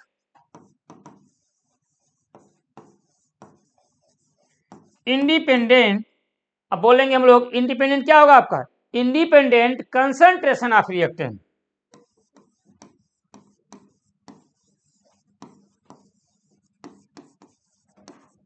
ठीक। और अगर कंसंट्रेशन क्या आपका है, इंडिपेंडेंट है, इसका मतलब क्या होगा आपका यहाँ पे टेम्परेचर क्या होगा आपका फिक्स होगा। और अगर आपका टेम्परेचर यहाँ पे क्या है आपका फिक्स्ड है, इसका मतलब क्या होगा आपका, यहाँ हम बोल सकते हैं क्या कि यहाँ पे rate constant, value of rate constant किस पे डिपेंड करता है, यहाँ पे क्या होगा आपका टेम्परेचर पे डिपेंड करेगा। इसका मतलब क्या बोलेंगे, रेट कांस्टेंट जितना बढ़ाएंगे टेम्परेचर क्या होगा उतना ही आपका इंक्रीज होता जाएगा। तो यहाँ बोल सकते हैं हम लोग क्या, वैल्यू ऑफ रेट कांस्टेंट यहाँ पे क्या होगा, टेम्परेचर पे क्या होता है डिपेंडेंट होता है। तो यहाँ बोलेंगे हम लोग क्या होगा आपका इंक्रीज इन क्या होगा आपका टेम्परेचर हो जाएगा आपका। ठीक है ना। चलिए अब हम लोग बात करते हैं 77 क्वेश्चन की बात करें। देखिए क्या लिखा हुआ है, a reaction involving two different reactant can be unimolecular, second order reaction, first order reaction and क्या होगा आपका ऑल ऑफ दिस। तो इसका मतलब देखिए क्या होता है, यहाँ टू डिफरेंट रिएक्टेंट की बात करेंगे तो कभी भी क्या होगा आपका, क्या बोलेंगे यूनिमॉलिक्यूलर रिएक्शन नहीं होगा। तो क्या होगा आपका, किस पे इन्वॉल्व होते हैं, बाईमॉलिक्यूलर पे, सेकेंड ऑर्डर पे, फर्स्ट ऑर्डर पे। तो इसका मतलब क्या होगा आपका ऑल ऑफ दिस हो जाएगा। 4th is the right answer आपके हो जाएंगे। ठीक है। चलिए अब हम लोग बात करते हैं अगले क्वेश्चन की। देखिए क्या दिया हुआ है, 78 में the rate constant of the reaction के इज, दिखा लिया आपका के की वैल्यू दिया हुआ आपका है के 2.3 into 10⁻⁵ litre mole inverse second inverse. Identify the order of reaction. तो ऑर्डर ऑफ रिएक्शन के लिए हमको क्या जानना चाहिए, यहाँ पे इसकी यूनिट हमको जानना पड़ेगा। तो ऑर्डर ऑफ रिएक्शन की बात किया जाए, यहाँ पे यूनिट हम लोग कैसे निकाल लें, यूनिट की बात करें हम लोग तो देखो यहाँ पे क्या होगा आपका, यूनिट की निकालेंगे तो सबसे पहले फार्मूला, जनरल फार्मूला क्या होता है, मोल की पावर क्या होता है 1 - n, लीटर की पावर क्या होगा आपका n - 1, और क्या होता है आपका सेकेंड इनवर्स होता है। तो अगर हम बात करें n की वैल्यू अगर 0 रख दें, n की वैल्यू आप 1 रख दें, n की वैल्यू आप 2 रख दीजिए, तो यहाँ पे कैसे क्या करेंगे हम लोग, अगर n की वैल्यू 0 रखें तो 1 - 1 क्या होगा आपका, सॉरी n की वैल्यू 0 रखेंगे तो यहाँ पे सॉरी क्या मोल होगा ना MOL, तो देखो आपका 1 - 0 तो क्या होगा आपका इसके लिए मोल, लीटर 0 - 1 तो मोल पर लीटर पर क्या होगा आपका सेकेंड इनवर्स, और अगर n की वैल्यू हम लोग 1 रखेंगे तो मोल, तो क्या होगा आपका 1 - 1 0, 1 - 1 0 सेकेंड इनवर्स। सेकेंड की बात करें हम लोग यहीं पे तो क्या होगा आपका 1 - 2 तो मोल की पावर -1, 2 - 1 लीटर सेकेंड इनवर्स। इसका मतलब क्या होगा, जो ये वैल्यू दिया हुआ है किसके लिए हो जाएगा आपका, ये यूनिट किसके लिए है आपका, इसको हम लोग ऐसे सीक्वेंस में हम ऐसे भी लिख सकते हैं क्या, लीटर मोल इनवर्स और क्या होगा आपका सेकेंड इनवर्स। तो इसका मतलब है किसके लिए होगा, n की वैल्यू 2 है तो हम क्या बोलेंगे किसके लिए होगा आपका सेकेंड ऑर्डर रिएक्शन के लिए हो जाएगा। तो यहाँ पे आंसर क्या होगा आपका सेकेंड ऑर्डर रिएक्शन, मीन्स क्या होगा आपका second is the right answer आपका हो जाएगा। ठीक है, चलिए अब हम लोग बात करते हैं 79 क्वेश्चन की। देखिए 79 क्वेश्चन में बात करें तो यहाँ पे क्या दिया हुआ, एक इक्वेशन आपकी दी हुई है 3A gives 2B, rate of reaction यहाँ पे दिया हुआ है, पूछ रहा इज इक्वल टू, इसका मतलब आपका हम लोग क्या बोले यहाँ पे रेट ऑफ डिसअपियरेंस और अपीयरेंस की बात करते हैं हम लोग, तो इसके लिए क्या होगा -1/3 d/dt ए का concentration is equal to 1/2, positive में होगा आपका 1/2 d/dt किसके लिए होगा आपका बी का कंसेंट्रेशन। अब हम लोग बात करें यहीं पे किसके लिए, देखो पूछा गया आपका, देखो ये वैल्यू पूछ रहा है आपसे, तो क्या होगा इसका मतलब d/dt बी के कंसेंट्रेशन की बात किया गया है इज इक्वल टू, तो क्या होगा आपका माइनस, देखो यहाँ पे इसको हम लोग क्या करें मल्टीप्लाई करते हैं क्रॉस मल्टीप्लीकेशन, तो 2/3 d/dt ए की कंसेंट्रेशन, तो देखो इसमें कौन सा आंसर हो जाएगा, माइनस का 2/3 तो माइनस का 2/3 d/dt और t हो, देखो यहाँ पर दिया हुआ है, तो यही आपका एक आंसर होगा, second is the right answer आपका हो जाएगा। ठीक है, चलिए अगले क्वेश्चन की बात करें हम लोग। देखिए क्या दिखा हुआ आपका, which of the following is incorrect statement,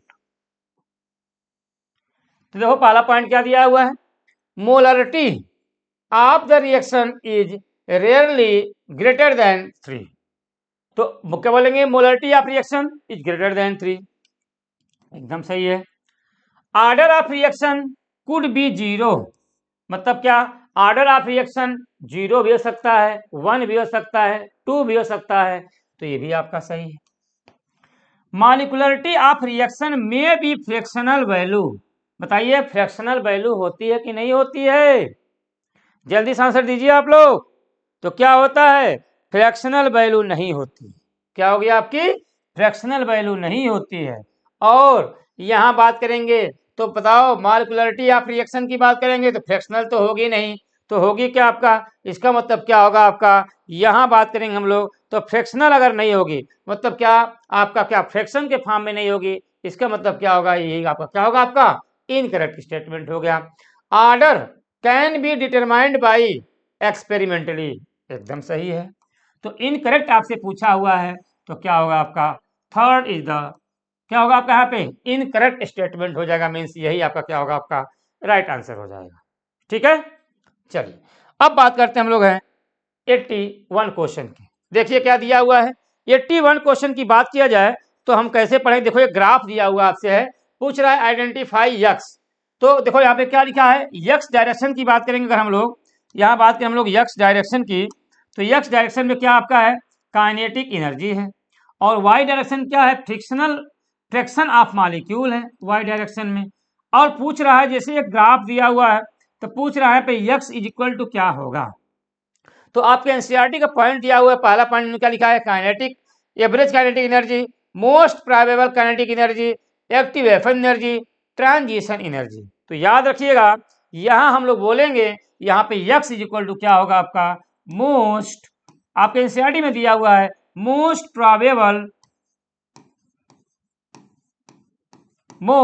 probable kinetic energy.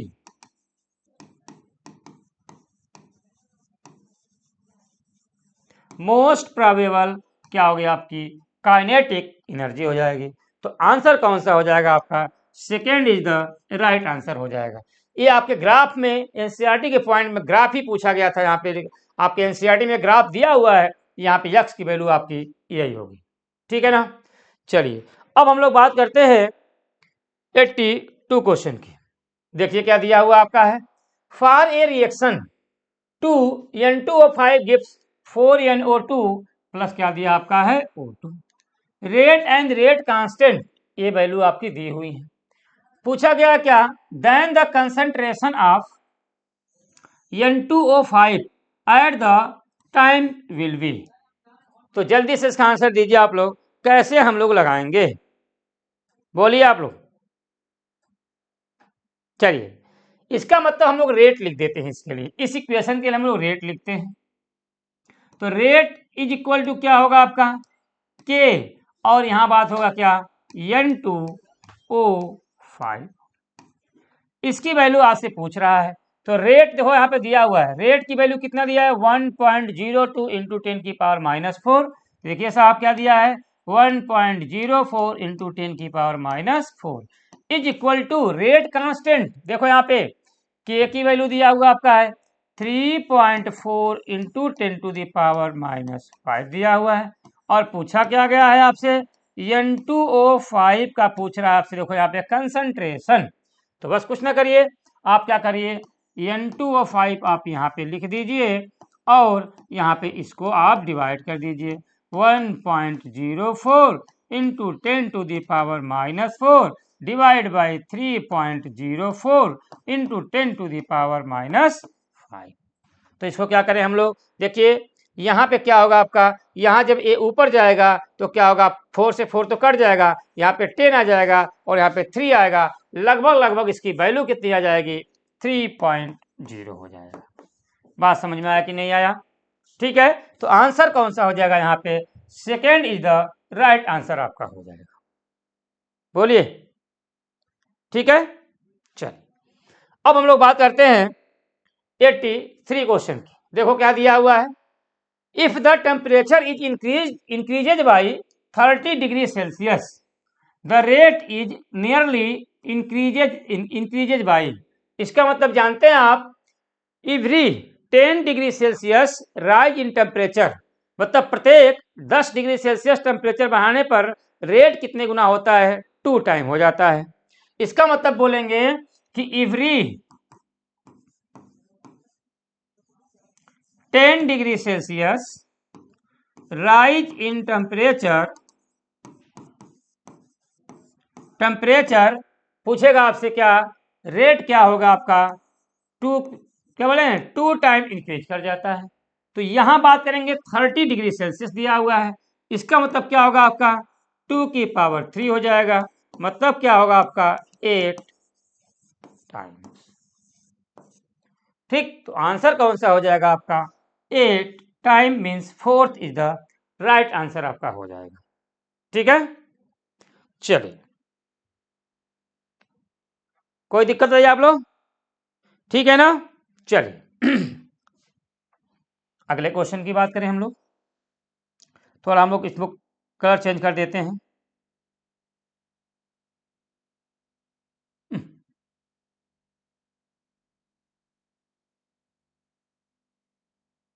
आइए 84 क्वेश्चन की बात करें, देखो क्या लिखा है, the activation energy of a endothermic reaction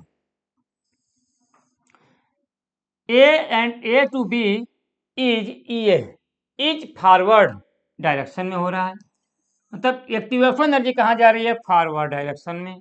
तो पूछ रहा है the activation energy of the reverse reaction is, तो हम जानते हैं, अब हम लोग जब ग्राफ खींचेंगे एनर्जी एंड प्रोडक्ट में, जब हम लोग एनर्जी एंड जब हम लोग प्रोडक्ट में जब हम लोग ग्राफ खींचेंगे, तो आप जानते हैं कि यहां पर जब हम लोग ग्राफ खींचेंगे तो ग्राफ आपका ऐसे आएगा। जब ग्राफ आपका ऐसे आएगा तो एक उसके लिए होता है आपका इंडोथर्मिक के लिए। तो जब यहां से यहां की हम लोग बात करेंगे तो बताओ ये क्या होता है, ये तो थ्रेशोल्ड वैल्यू होती है, क्या होती है, एक्टिवेटेड कॉम्प्लेक्स इसको बोलते हैं, हम लोग क्या बोलते हैं, एक्टिवेटेड कॉम्प्लेक्स बोल देते हैं। और जब हम लोग इसकी बात करेंगे तो ये पूरी वैल्यू यहां से यहां तक क्या होती है आपकी, ये होती है। और ये क्या होता है, एक्टिवेशन एनर्जी किसके लिए होती है, फॉरवर्ड के लिए होती है।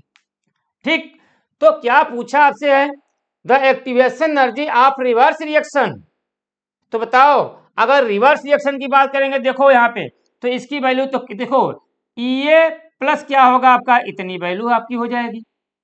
लेकिन रिवर्स रिएक्शन की बात करेंगे तो देखो ऑप्शन में क्या दिया है, इज निगेटिव ई। अच्छा भैया, कैन बी लेस देन और मोर देन ई, ऑलवेज मोर देन ई, ऑलवेज लेस देन ई। मतलब अगर फॉरवर्ड रिएक्शन देखो यहाँ पे दिया हुआ है तो बताओ क्या होगा आपका, ई से कम होगा कि ज्यादा होगा, क्या होगा बताइए आपका, क्या होगा आपका, ऑलवेज लेस देन आपका क्या हो जाएगा, आपका ई हो जाएगा। तो यहां क्या होगा आपका, fourth is the right answer आपका हो जाएगा। ठीक है, चलिए बात करते हैं 85 क्वेश्चन की। देखिए क्या दिया हुआ आपका है, for a reaction activation energy E की वैल्यू इतनी वैल्यू दी हुई है, the rate constant at 200 kelvin is 1.6 into 10 to the power 6 second inverse दिया हुआ है। अब अगर सेकेंड इनवर्स दे दिया तो यही से हमको पता चल जाना चाहिए कौन से ऑर्डर की रिएक्शन है, जीरो ऑर्डर है, फर्स्ट ऑर्डर है, सेकेंड ऑर्डर है। तो किसके लिए होगा आपका, फर्स्ट ऑर्डर रिएक्शन के लिए हो जाएगा। अब रेट कांस्टेंट की भी वैल्यू दे दिया है, तो फाइनल टेम्परेचर आपसे पूछ रहा है, मीन्स T2 की वैल्यू आपसे पूछा जा रहा है। तो आपका जानते हैं यहां पर अर्हेनियस इक्वेशन का फार्मूला क्या होता है, आपने पढ़ा भी होगा कि हम बोले log K2 by K1 is equal to EA upon 2.303 और ब्रैकेट में T2 माइनस T1 अपान T1 T2। ठीक, अब यहां पे देखिए, यहां पे जो रेट कांस्टेंट की वैल्यू देखो आपसे दी हुई है। ठीक, और यहां पे देखो क्या बोलेंगे, the rate constant at 200 degree Celsius kelvin is 1.6। तो रेट कांस्टेंट 200 पे कितना दिया है, 1.6, और यहां पे कितनी वैल्यू दिया हुआ आपका है 3.2। तो देखो भैया, तो अब देखो यहाँ पे K2 की वैल्यू कितना दिया है और K1 की वैल्यू कितना दिया है, तो देख लीजिए आप। अगर हम लोग यही बोले तो K2 की वैल्यू निकालेंगे तो K2 की वैल्यू कितना आ जाएगा, देखो log K2 कितना दिया है 1.6 सॉरी 3.2 दिया हुआ है, कितना दिया है 3.2 into 10 to the power 6 divide by rate constant K1 के लिए 1.6 इंटू 10 टू द पावर 6 दिया हुआ है।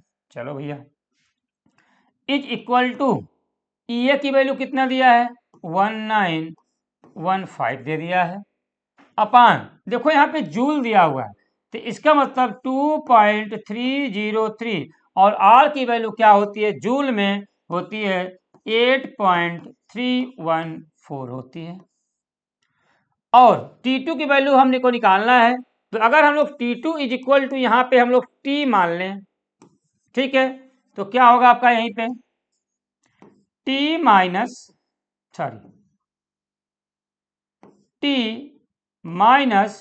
200, तो T1 की वैल्यू 200 दिया हुआ है, अपान 200 T। और जब हम लोग देखिए इसको इस पे काट दीजिए तो कितना आएगा, यहाँ पे इसको ऐसे हमने काट दिया, यहाँ पे 16 दूना कितना होगा 32, log 2 की वैल्यू कितनी होती है 0.3010 होती है, is equal to 1915 divide by क्या होगा आपका 2.303 इंटू 8.31 और उसके बाद होगा 4 और यहाँ पे क्या हो जाएगा आपका ब्रैकेट में T minus 200 divide by 200 into T हो जाएगा। अब जब यहां से इसको हम लोग सॉल्व करेंगे तो यहाँ पे T की जो वैल्यू आएगी आपकी आएगी 500 केल्विन आ जाएगा, तो ये आपका यही आपका क्या होगा आपका आंसर हो जाएगा, ठीक है ना। तो यहाँ पे इसकी वैल्यू कितनी आ जाएगी आपकी 500 केल्विन, बोलिए ठीक है ना। चलिए अब हम लोग बात करते हैं आपका 86 क्वेश्चन की। तो बहुत शानदार क्वेश्चन है, अच्छा है, सेक्शन बी में दिया हुआ है और आपसे पूछा गया है, ये ग्राफ दिए हुए हैं और यहाँ पूछा गया है कौन फर्स्ट ऑर्डर रिएक्शन के लिए ग्राफ होगा और कौन आपका सेकेंड ऑर्डर रिएक्शन के लिए ग्राफ होगा। तो देखिए ये आपके एनसीईआरटी का ग्राफ है, एकदम डिट्टो एनसीईआरटी ग्राफ, इसमें कुछ सोचना विचारना नहीं है। तो याद रखिएगा यहां अगर बात आपसे पूछा जाए कि बताओ फर्स्ट ऑर्डर के लिए कौन सा होगा और जीरो ऑर्डर के लिए कौन सा होगा आपका, तो याद रखिएगा अब यहाँ पे ध्यान रखने वाली बात है कि देखिए जब हम लोग फर्स्ट ऑर्डर रिएक्शन की बात करेंगे और हम लोग जीरो ऑर्डर रिएक्शन की बात करेंगे, तो अगर जीरो ऑर्डर रिएक्शन की बात करेंगे तो जीरो ऑर्डर रिएक्शन के लिए कंसंट्रेशन और रेट टाइम ग्राफ खींचेंगे तो क्या होगा आपका जीरो ऑर्डर के लिए कंसंट्रेशन और टाइम में जब ग्राफ खींचेंगे तो क्या होगा आपका सेकेंड वाला हो जाएगा। और आपका कौन सा होगा आपका जब इंडिपेंडेंट होगा रेट तो ये भी कांस्टेंट हो जाएगा। इसका मतलब क्या होगा आपका बी एंड डी क्या होगा आपका जीरो ऑर्डर के लिए हो जाएगा। तो आपका फर्स्ट ऑर्डर के लिए क्या हो जाएगा आपका यहाँ पे ए एंड सी हो जाएगा, जो आपके ग्राफ आपके एनसीईआरटी में दिए हुए हैं। तो आपका क्या हो जाएगा आपका A and C is equal to क्या होगा आपका फर्स्ट हो जाएगा, मतलब फर्स्ट ऑर्डर के लिए हो जाएगा आपका, ठीक है ना। बोलिए चलिए तो अब हम लोग बात करते हैं 87 क्वेश्चन की। देखिए क्या दिया हुआ है 87 क्वेश्चन की बात किया जाए तो देखो आपसे क्या दिया हुआ है, what would be the rate equation of the reaction A and B, A plus B gives product if following data is collected experimentally. ये डाटा एक्सपेरिमेंटली कलेक्ट किया गया है, तो पूछ रहा है यहाँ पे क्या होगा रेट इज इक्वल टू। तो देखिए अगर हम लोग बात करें यहीं पे तो देखो यहाँ क्या पूछा गया है आपसे, तो सबसे पहले क्या करना होता है, इसके लिए आपको दो बातें ध्यान रखनी होती है। सबसे पहले क्या करेंगे, हम जानते हैं रेट इज इक्वल टू क्या होता है के ए की पावर, मतलब ए के कंसंट्रेशन की पावर एक्स और बी के कंसंट्रेशन की पावर क्या होता है वाई। इसको आप इक्वेशन फर्स्ट मान लीजिए, ठीक। अब हमको करना क्या होता है, इन दोनों में पहले तो आप इन दोनों को बराबर देखो का बी कंसंट्रेशन इमिशन बी की बात करेंगे तो ये दोनों बराबर हैं और यहाँ पे ए में ए दोनों बराबर हैं। तो हम इसको ऐसे मान लें कि इसको हम मान लें फर्स्ट, इसको मान लें अगर हम लोग सेकेंड और इसको मान लें हम लोग थर्ड। तो हम क्या करें, अगर हम लोग पहले ए की कंसंट्रेशन को बराबर कर रहे हैं तो देखो यहाँ पे क्या होगा, हम ऐसे बोलें equation third divide by second. तो अगर थर्ड डिवाइड बाई क्या करें हम लोग सेकेंड कर दें, तो देखो भैया यहां समझने वाली बात है, वो थर्ड डिवाइड बाई सेकेंड। तो देखो ध्यान से, यहाँ पे ए दोनों बराबर हो गए, तो यहाँ पे क्या होगा आपका 8.4 into 10⁻³ divide by 8.4 into 10⁻³ is equal to K. और ये जब दोनों बराबर हो जाए तो हम लोग क्या लिखेंगे 0.2 अपान 0.2 की पावर क्या हो जाएगा आपका x, और ये वैल्यू पूरी खत्म हो गई, इनटू b देखिए 3 डिवाइड बाई 2, तो 0.2 अपान 0.1 की पावर क्या हो जाएगा आपका y। अच्छा, जब ये वैल्यू पूरी खत्म हो गई, ये भी खत्म हो गया, और यहाँ पे जब काटेंगे तो कितनी वैल्यू आएगी आपकी 1 आएगी। और अगर 1 आएगा तो इसका मतलब क्या होगा आपका 2 की पावर 0 हो जाएगा। 2 की पावर 0 क्या होता है आपका 1 होता है। इज इक्वल टू पॉइंट से पॉइंट हट गया तो 2 की पावर क्या आ जाएगा आपका y, तो y इज इक्वल टू कितना आ जाएगा आपका 0। ठीक, अब हम लोग बात करते हैं यहाँ पे इक्वेशन थर्ड सेकंड कर दिया। अब आपको करना पड़ेगा क्या, equation second divide by first. आओ भैया 8.4 into 10⁻³ divide by 2.1 into 10⁻³ is equal to, देखिए यहाँ पे ध्यान से सेकेंड डिवाइड बाई फर्स्ट किया आपने, तो देखो यहाँ पे क्या होगा आपका के, और यहाँ पे क्या होगा आपका 0.2 अपान 0.1 की पावर क्या हो जाएगा आपका x, और y 1 पॉइंट दिया हुआ है तो 0.1 अपान 0.1 की पावर क्या कर दिया है y। ये कट गया, ये कट गया, इसको जब काटेंगे तो एक 21 4 या कितना होता है 84, तो 4 हो जाएगा, इज इक्वल टू 2 की पावर x। 2 की पावर 2 इज इक्वल टू 2 की पावर x, और x इज इक्वल टू कितना हो जाएगा आपका 2 हो जाएगा। अब हम लोग आते हैं इसमें, तो यहां समझने वाली बात यह है कि अगर हम लोग बात करेंगे तो यहाँ पे क्या हो जाएगा आपका रेट इज इक्वल टू के, ए की पावर क्या दिया हुआ है x की वैल्यू 2 दिया हुआ है, और b की पावर b की कंसंट्रेशन की पावर क्या दिया है 0।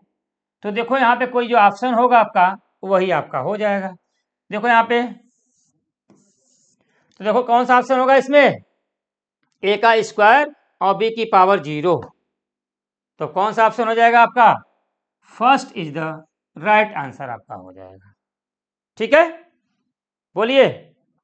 चलिए, तो ये हमारा रहा फर्स्ट 87 का करेक्ट आंसर। ठीक है ना। चलिए, अब हम लोग बात करते हैं 88 क्वेश्चन की। देखिए 88 क्वेश्चन की बात करें तो देखो क्या लिखा हुआ आप, the rate constant of two reaction are K1 is greater than K2. Now the activation energy of this reaction E1 and E2 related. जल्दी से आप लोग इसका आंसर दीजिए, क्या होगा बताइए आप लोग, जल्दी बोलिए। देखिए इसके लिए करना आपको यह है, एक फार्मूला होता है अर्हेनियस इक्वेशन का, K इज इक्वल टू ए ई की पावर माइनस ई ए अपान क्या होता है आपका आर टी। चलिए भैया, अगर आपसे पूछा गया है यहीं पे, देखो यहाँ पे के और ई ए की बात करेंगे तो क्या है, यहाँ पे के पॉजिटिव तो ये क्या है निगेटिव है। इसका मतलब अगर यहाँ पे K1 की वैल्यू बढ़ाएंगे तो K2 की वैल्यू क्या होगी आपकी, क्या होगी कम हो जाएगी। इसका मतलब K1 की वैल्यू ज्यादा तो क्या होगा आपका K2 की वैल्यू, यहाँ पे K1 और K2 के बारे में पूछा जाए आपसे तो यहीं से रिलेशन हमको जानना है। तो बताओ अगर K1 की वैल्यू ज्यादा है तो बताओ यहाँ पे किसकी वैल्यू, यहाँ पे K1 की वैल्यू ज्यादा है तो यहाँ पे E2 की वैल्यू ज्यादा होगी, K1 की वैल्यू ज्यादा होगी, क्या होगा आपका E2 की वैल्यू ज्यादा हो जाएगी। इसका मतलब क्या हुआ कि अगर हम लोग K1 इज ग्रेटर देन अगर K2 रखेंगे तो यहाँ पे जरूर याद रखिएगा कि E1 is less than E2 हो जाएगा। क्यों, क्योंकि क्या है निगेटिव फॉर्म में। ठीक है ना, तो इसीलिए आपका क्या होगा यहाँ पे, यहाँ देखिए कौन सा ऑप्शन करेक्ट होगा आपका, यही आपका जो होगा आपका second is the right answer हो जाएगा। ठीक है। चलिए अब बात करते हैं 89 क्वेश्चन की। देखिए क्या दिया हुआ है, the ratio of time for 50% and 90% completion of A first order reaction is, ये वैल्यू आपकी दी हुई है। तो क्या पूछा आपसे 50% के लिए और आपका 90% के लिए। तो हम जानते हैं फर्स्ट ऑर्डर रिएक्शन की अगर हम लोग बात करें तो हम जानते हैं अगर फर्स्ट ऑर्डर रिएक्शन की बात करेंगे तो यहाँ पे 50% के लिए हम बोले आपसे या टी हाफ या T50 के लिए तो एक फार्मूला आपका होता है, आप जानते हैं T50% या हम लोग बोले T1/2 के लिए आपका क्या फार्मूला होता है 2.303 क्या होगा आपका log बेस 2 होता है। तो क्या होगा आपका 2.303 अपान के log बेस 10 2 हो जाएगा आपका। ठीक है, बोलिए। और इसका एक और भी फार्मूला होता है, आप जानते हैं, क्या जानते हैं, इसको हम लोग सॉल्व करेंगे तो इसका एक फार्मूला ये भी होता है 0 तो log 2 की वैल्यू कितना होता है, क्या होता है आपका log 2 की वैल्यू 0.3010 होता है। जब इसको सॉल्व करेंगे तो 0.693 अपान क्या होता है ये होता है। इसको भी ऐसे छोड़ दीजिए। अब हम लोग बात करते हैं यहाँ पे, तो इसको हम लोग डायरेक्ट लिख दें क्या 2.303 इंटू 0.3010 डिवाइड बाई के। चलिए अब बात करते हैं 90% के लिए।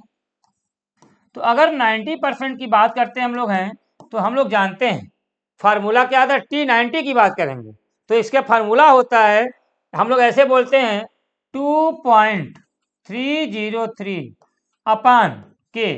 तो यहाँ पे फार्मूला जनरल फार्मूला क्या होता है K is equal to 2.303 upon T log, यहाँ पे क्या होगा आपका initial concentration upon final concentration. इसका मतलब क्या होगा आपका T की वैल्यू निकालना है, T90 इज इक्वल टू क्या होगा आपका 2.303 अपान के log।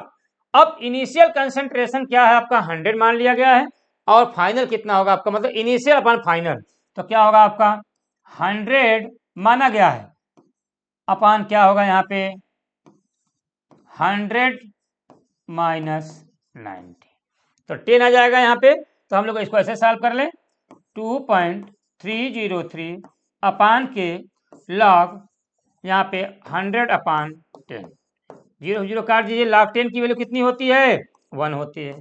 इसका मतलब क्या हो जाएगा आपका 2.303 अपान क्या हो जाएगा आपका के। अब हमको क्या पूछा है रेशियो निकाल लें, तो रेशियो निकाल लेंगे हम लोग T50 अपान T90, तो निकाल लीजिए। देखो यहाँ पे क्या दिया आपका 2.303 इंटू 0.3010 अपान के, तो लिख दीजिए 2.303 इंटू 0.3010 अपान के, और इसके लिए बात करेंगे तो ये हमारी वैल्यू आई थी, तो इसको हम लोग क्या लिख सकते हैं हम लोग हैं इंटू ये नीचे हो जाएगा क्या होगा आपका sorry 2.303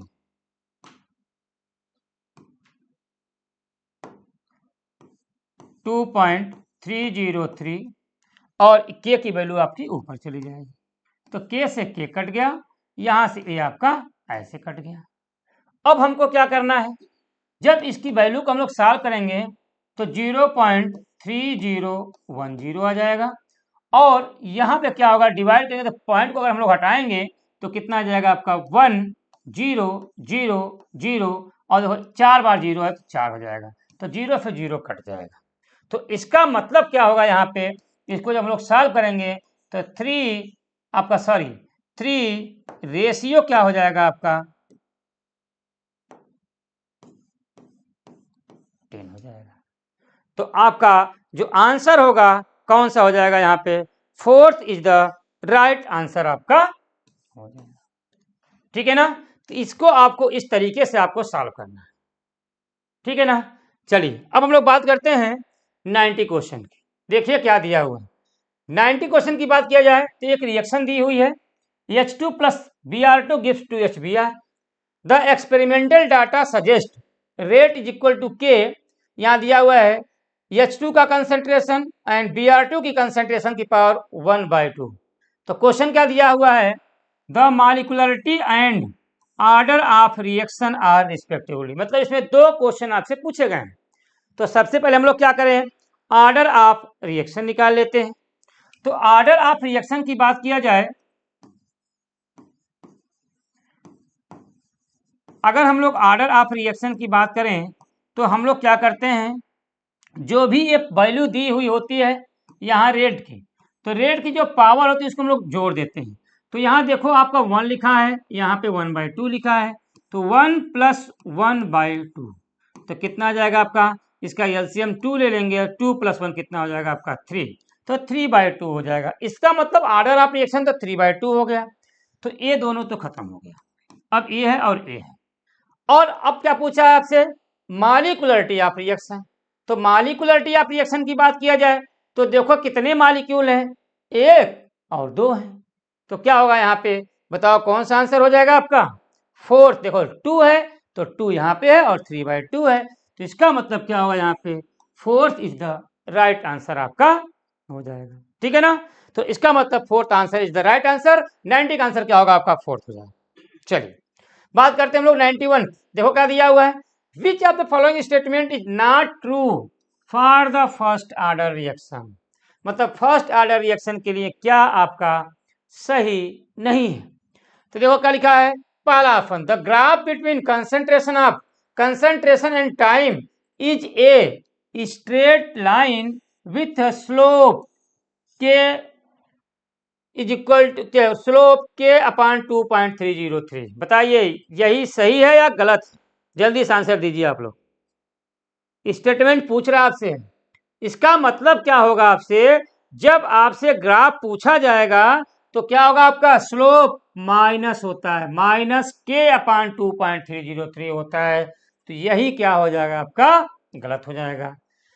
half life period is independent the initial concentration of reactant, एकदम सही है, इनिशियल कंसेंट्रेशन ऑफ रिएक्टेंट पे इंडिपेंडेंट होता है। Generally on increasing temperature half life period क्या होती है आपकी, डिक्रीज होती है, तो इसका मतलब एकदम सही है, क्या होगा आपका, डिक्रीज ही होती है। Unit of specific reaction rate is time inverse, एकदम आपका सही है। इसका मतलब क्या हुआ, फर्स्ट ऑर्डर रिएक्शन के लिए आपका यही फर्स्ट ऑप्शन इनकरेक्ट हो जाएगा। आइए बात करते हैं हम लोग है आपका 92। देखिए क्या दिया हुआ sir, chloramphenicol is a chlorine containing, आपके एनसीईआरटी का पॉइंट है, क्लोरामफेनोकॉल इज ए, क्या बोलेंगे, क्लोरीन कंटेनिंग, क्या होता है आपका, एंटीबायोटिक होता है, क्या होता है आपका, एंटीबायोटिक। तो एंटीबायोटिक आपके यहाँ पे हैं और एंटीबायोटिक यहाँ पे हैं। Effective for the treatment of, किसके लिए होता है, क्लोरामफेनोकॉल टाइफाइड फीवर के लिए होता है, किसके लिए होता है, टाइफाइड फीवर के लिए होता है। तो आंसर कौन सा हो जाएगा यहाँ पे, 4th is the right answer हो जाएगा। ठीक है ना, चलिए बात करते हैं 93 क्वेश्चन की। देखिए क्या दिया हुआ है, which of the following will show optical activity. तो जल्दी से आइए आप लोग, ऑप्टिकल एक्टिविटी के लिए क्या कंडीशन होती है, बताइए आप लोग। अगर हम लोग बात करें ऑप्टिकल एक्टिविटी की, तो आप लोग याद रखिएगा ये बात कि ऑप्टिकल एक्टिविटी की बात करेंगे तो यहां पर इस कार्बन से जुड़े हुए चारों ग्रुप क्या होना चाहिए आपका, डिफरेंट होना चाहिए। इसका मतलब क्या, ए बी सी और डी चारों आपके क्या होना चाहिए, डिफरेंट होना चाहिए, सेम नहीं होना चाहिए, बराबर नहीं होना चाहिए। पहली बात, यह कार्बन, यस क्या बोलेंगे, यह कार्बन ऑप्टिकली एक्टिव कार्बन होना चाहिए और यह कार्बन कायरल कार्बन होना चाहिए, कायरल कार्बन होना चाहिए। और कायरल कार्बन क्या होना चाहिए आपका, ऑप्टिकली एक्टिव कार्बन होना चाहिए, ऑप्टिकली एक्टिव कार्बन होना चाहिए। क्या होगा आपका, कार्बन होना चाहिए, और यह कार्बन sp3 हाइब्रिडाइज्ड होना चाहिए। ठीक, अब यहां पे आते हैं हम लोग हैं, यहां देखो आप, अगर हम लोग बात करें तो यहां देखिए इस कार्बन की बात करेंगे, यह कार्बन क्या होना चाहिए आपका, कार्यल कार्बन होना चाहिए। तो देखो यहाँ पे दोनों ग्रुप सेम है, तो ये तो कार्यल कार्बन नहीं है। यहां बात करेंगे तो देखो एक ग्रुप दूसरा, दूसरा ग्रुप दूसरा, यहाँ दोनों सेम हो गए, दोनों सेम है तो कार्यल कार्बन आपका, ब्रोमीन ब्रोमीन सेम हो गए तो कार्यल कार्बन होगा नहीं। यहां देख लेते हैं, मिथाइल और मिथाइल सेम है, इस कार्बन की बात करेंगे तो ये कार्यल कार्बन नहीं है। लेकिन अगर हम लोग यहाँ बात करें तो देखो यहाँ पे डी, यहाँ पे हाइड्रोजन, यहाँ मिथाइल, और यहाँ क्या होगा, 3 कार्बन, 1 2 3 प्रोपाइल हो जाएगा। तो यह तो क्या होगा आपका, क्या बोलेंगे, इसी कार्बन को हम लोग क्या बोलेंगे, कायरल कार्बन बोलेंगे, और यही कार्बन क्या होता है, ऑप्टिकली एक्टिव कार्बन हो जाएगा। तो यहाँ पे क्या होगा आपका, third is the right answer आपका हो जाएगा। ठीक है, चलिए अब हम लोग बात करते हैं 94 की। क्या दिया है, which of the following compound show highest melting point. तो अगर मेल्टिंग पॉइंट हाईएस्ट की बात करेंगे तो chlorobenzene, ortho dichlorobenzene, Meta dichlorobenzene and para dichlorobenzene. तो यहाँ पे अगर हम लोग बात करें तो देखो यहाँ पे क्या होगा आपका, यहाँ बात करेंगे तो देखो अगर हम लोग बनाते हैं यहाँ पे Cl और यहाँ पे Cl, तो पैरा डाइक्लोरोबेंजीन है, और अगर पैरा डाइक्लोरोबेंजीन है तो यहाँ पे इसका डाइपोल मोमेंट क्या हो जाएगा आपका, 0 हो जाएगा, और डाइपोल मोमेंट 0 होगा तो इसे हम लोग क्या बोलेंगे, नॉन पोलर बोल देंगे, और नॉन पोलर बोल देंगे तो बताओ यहाँ पर क्या होगा, मेल्टिंग पॉइंट ज्यादा होगा कि कम होगा, बताइए आप लोग। यहाँ पे मेल्टिंग पॉइंट, जल्दी से आंसर दीजिए आप लोग, क्या होगा इसका, बोलिए आप लोग। मेल्टिंग पॉइंट यहाँ पे क्या हो जाएगा आपका, ज्यादा हो जाएगा, ठीक है ना। तो यहाँ पे क्या होगा, यहाँ पे fourth is the right answer आपका हो जाएगा। ठीक है, चलिए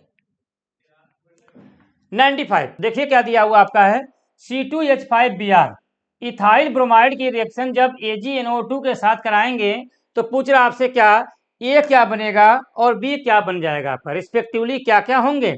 तो यहाँ पे अगर हम लोग C2H5Br की अगर AgNO2 के साथ कराएंगे तो यहाँ पे देखो आपका क्या, AgBr आपका निकल जाएगा। तो जब AgBr निकलेगा तो यहाँ पे क्या बन जाएगा आपका, C2H5 और क्या होगा आपका NO2।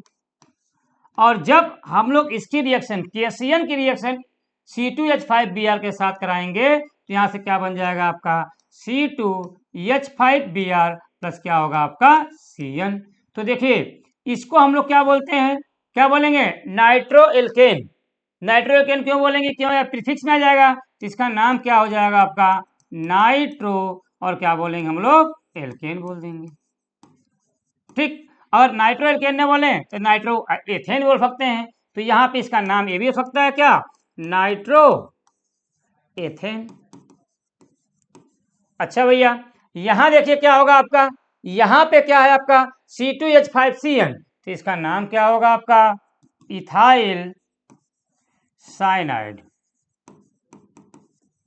ठीक, तो इथाइल साइनाइड होगा। तो यहाँ पे देखिए नाइट्रो एल्केन, अब नाइट्रो एल्केन कौन कौन से ऑप्शन में है, नाइट्रो एल्केन आपका यहाँ है और नाइट्रो एल्केन आपका यहाँ है, तो ये दोनों तो खत्म हो गए। अब दूसरा क्या दिया है, पोटेशियम साइनाइड, यहाँ दिया है पोटेशियम साइनाइड, तो यहाँ पे काट के आप लिख दीजिए क्या, क्या बोलेंगे हम लोग, पोटेशियम साइनाइड नहीं होगा, इथाइल साइनाइड होगा। तो क्या होगा आपका इथाइल ETHYL, तो क्या बोल देंगे हम लोग इथाइल साइनाइड हो जाएगा। और अगर इथाइल साइनाइड हो गया तो आपका आंसर कौन सा हो जाएगा बताइए, यहाँ पे second is the right answer आपका हो जाएगा। ठीक है ना, तो ये जगह काट दीजिए आप लोग, इथाइल साइनाइड की बात करेंगे तो यहाँ पे क्या होगा आपका second is the correct answer हो जाएगा। देखिए ये सबसे शानदार क्वेश्चन है आपका है, अगर हम लोग एनिलीन की रिएक्शन NaNO2 प्लस HCl और 0 से 5 डिग्री सेल्सियस पे गर्म करेंगे तो आप जानते क्या बनता है, बेंजीन डाइजोनियम क्लोराइड बनता है। क्या बनता है, बेंजीन डाइजोनियम क्लोराइड बन जाएगा आपका। इसका मतलब क्या हो जाएगा यहाँ पे C6H5N2 और क्या बन जाएगा आपका Cl। तो Cl पे निगेटिव और N2 पे क्या होगा पॉजिटिव चार्ज जाएगा। जब इसकी रिएक्शन Cu2Cl2 ऑब्लिक HCl के साथ कराएंगे तो यहां से क्या बनेगा आपका, यहां से N2 आपका निकल जाएगा, नाइट्रोजन गैस निकल जाएगी और बी फाइनली प्रोडक्ट हमारा क्या बन जाएगा क्लोरो बेंजीन प्लस क्या होगा आपका नाइट्रोजन गैस आपकी बाहर निकल जाएगी। तो क्या बनेगा पूछा गया क्या, in the above equation A sequence the reaction be formed is, तो क्या बनेगा क्लोरोबेंजीन, क्या बन जाएगा आपका क्लोरोबेंजीन बन जाएगा। ये पूछता आपका तो ये वाला आंसर हो जाता, ठीक है ना, बेंजीन डाइजोनियम क्लोराइड। चलिए पूछा गया है आईपीएससी नेम ऑफ द फ्रियान 12, फ्रियान 12 की बात करेंगे तो CCl2F2 को हम लोग क्या बोलते हैं फ्रियान 12 बोलते हैं। और अगर इसका हम लोग स्ट्रक्चर बनाएं तो यहाँ फ्लोरीन जोड़ दीजिए, यहाँ फ्लोरीन जोड़ दीजिए, यहाँ पे आप Cl जोड़ दीजिए और यहाँ पे आप Cl जोड़ दीजिए। तो यहाँ क्वेश्चन क्या पूछा गया है कि इसका आईपीएससी नेम क्या होगा, तो बताओ यहाँ क्या अल्फाबेट क्रम में पहले कौन सा आता है Cl आएगा कि पहले F आएगा, पहले C आता है। तो जब पहले C आएगा तो बताओ इसका आंसर क्या होगा आपका डाई क्लोरो डाई फ्लोरो और एक कार्बन तो क्या बोलेंगे मेथेन, तो मिला लीजिए आप लोग डाई क्लोरो डाई आइडो, आयोडीन तो होगा नहीं, डाई क्लोरो डाई फ्लोरो मेथेन, यही आपका क्या होगा आपका करेक्ट आंसर आपका हो जाएगा, ठीक है ना। चलिए अब हम लोग बात करते हैं 98 क्वेश्चन की।